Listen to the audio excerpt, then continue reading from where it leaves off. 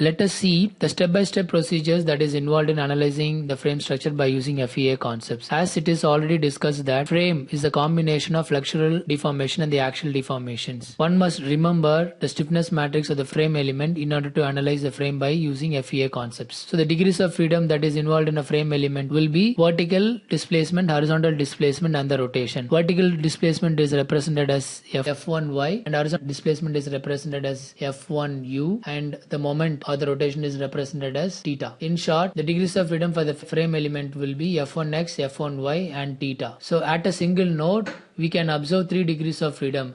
So there will be 3 degrees of freedom at a node for a frame element. So for a frame element which has 2 nodes, we can observe 6 degrees of freedom, which is nothing but vertical displacement, horizontal displacement and the rotation at a node. So the stiffness matrix for the frame in its local coordinate system will be the combination of 2D trusses and the beam element. As I already told you, frame is a combination of flexural and the axial deformations that is observed in beam and the truss. So we can see the vertical and the horizontal displacement and the rotation. So for a frame element, the stiffness matrix will be of the size 6 by 6 in local coordinate systems. In order to convert the local coordinate system into global coordinate system, the transformation matrix T must be used in the frame element. The size of the transformation matrix for a frame element will be 6 by 6 with the direction cosines cos theta and sin theta. So to convert local stiffness matrix to global stiffness matrix, we must also use this equation where the global stiffness matrix for a frame element K is given as transformation matrix transpose T transpose into stiffness matrix of the particular element in the local coordinate system into transformation matrix T. So one must use this equation in order to get the global stiffness matrix for the frame element. So in order to convert the local stiffness matrix to global stiffness matrix, I have taken up the equation for converting local to global stiffness matrix for a frame element by using transformation matrix. Here transformation matrix is represented as lambda and mu, where lambda is equal to cos theta, mu is equal to sin theta. It is similar to the previous equation where global stiffness matrix for the frame element K is equal to transformation matrix transpose into local stiffness matrix K hyphen into transformation matrix T. Here the transformation matrix is represented as lambda and mu, and it is substituted. So after substituting, we can get the values of the global stiffness matrix for the frame element. The global stiffness matrix for the frame element after substituting the transformation matrix and the stiffness matrix by using local coordinate system is given as this. So one must use the global stiffness matrix for the frame element in order to calculate the unknown displacements in the finite element equation, which is given as F is equal to K into D, where F is the load vector or force vector, K is the stiffness matrix that represents the global stiffness matrix, D is the displacement that involves vertical, horizontal and the rotation for the frame element. Steps involved in finite element analysis of the frame elements are discretization into nodes and elements, followed by step 2 identifying the degrees of freedom. Step 3 is calculating the stiffness matrix, followed by step 4 assembling the global stiffness matrix. Step 5 will be applying the boundary condition. Step 6 is the calculation of the unknown displacement. Step 7 is the calculation of the reaction and the member forces. Now let us take a solved problem. Analyze the plane frame shown below. Assume the modulus of velocity of the horizontal member is 1.5 times that of vertical member and length of the vertical member is 1.5 times that of horizontal member. Find the bending moment and the reaction at support assuming the length. Cross-sectional area of the and modulus of velocity of the vertical member are 3 meter, 4 meter by 4 meter square, and the modulus of velocity is 2 into 10 to the power of 11 Newton per millimeter square respectively. So this is the given frame structure with the load W and the corresponding length and modulus of velocity and moment of inertia is given here.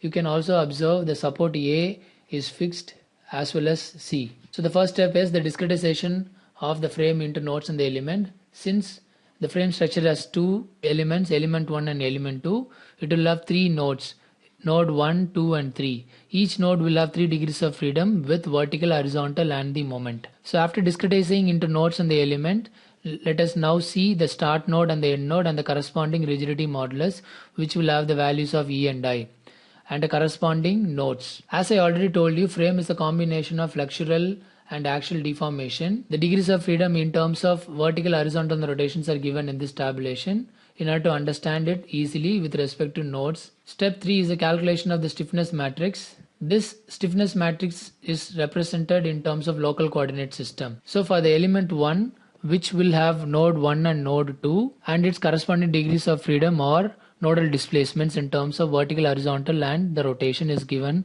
for element 1.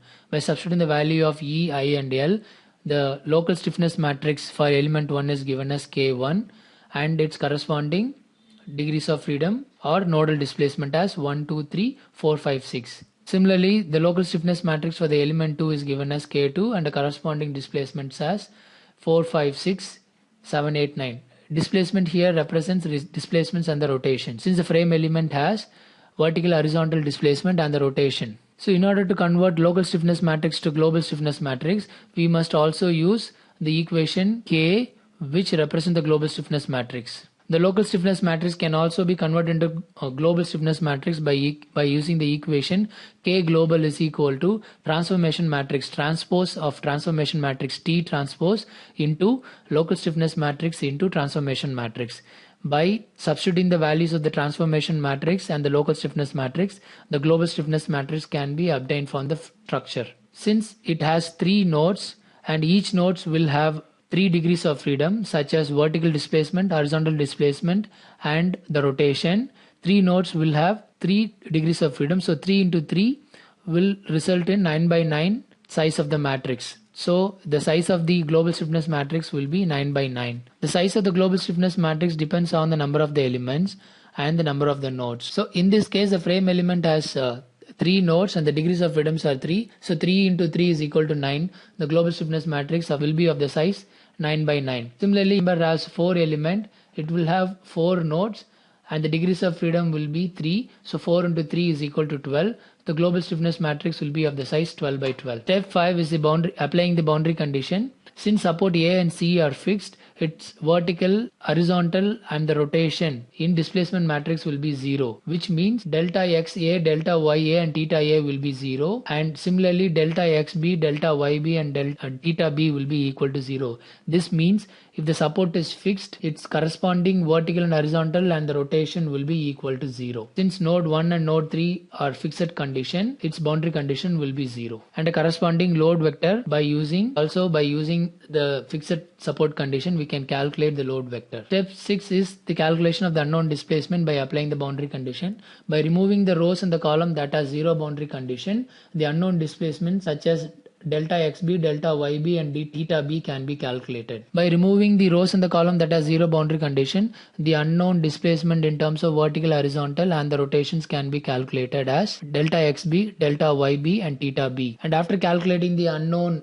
displacements and the rotation for the element 1 and element 2, after calculating the unknown displacements which includes rotation, now let us see how the member forces are calculated. The calculation of the member forces involves the equation F, the actual member forces is equal to member forces plus FFM, where FFM are the end action in the restraint structure since there is no load acting in the member 1. So this is the calculation of the member forces for the member 1 by using the previous equation. FM actual member forces is equal to FM plus FFM. Similarly, the member forces for the member 2 is calculated as shown in the slide. The final member forces for the member 2.